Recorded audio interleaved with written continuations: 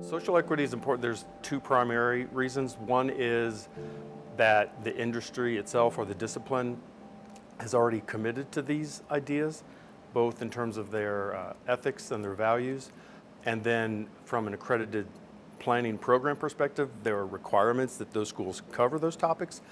So all the way through, there's sort of a requirement that once you've signed on to be a planner and educated yourself, you are sort of obligated to uphold these values and pursue these sorts of outcomes.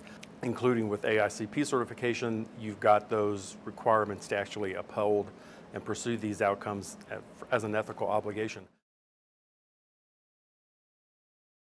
And from a broader perspective, planning, although it's not always a public sector job, oftentimes even in the private sector of planning, you're working for the public sector. So in virtually all cases, you are probably working for the quote-unquote public good. Built within that, or inherent in that, is a sense of social welfare and good outcomes for all the constituents that you purportedly represent in your job as a planner. As an academic, I focus more on how to improve equity in the profession of planning.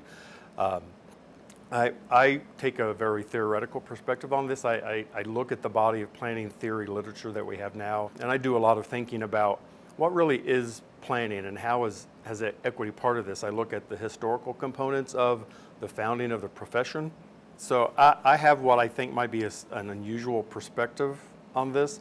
If the young planners already have sort of schooled themselves in these issues and feel comfortable with that knowledge, I personally think that they should consider pursuing elected office and seeing that as an arena for their practice.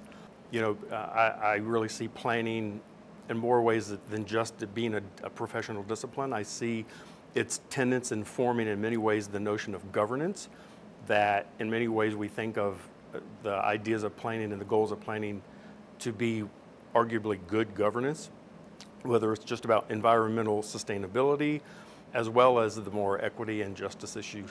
Because planning is often understood and couched as a political field, which it is, but oftentimes I think it stops at political savvy as opposed to politics in general.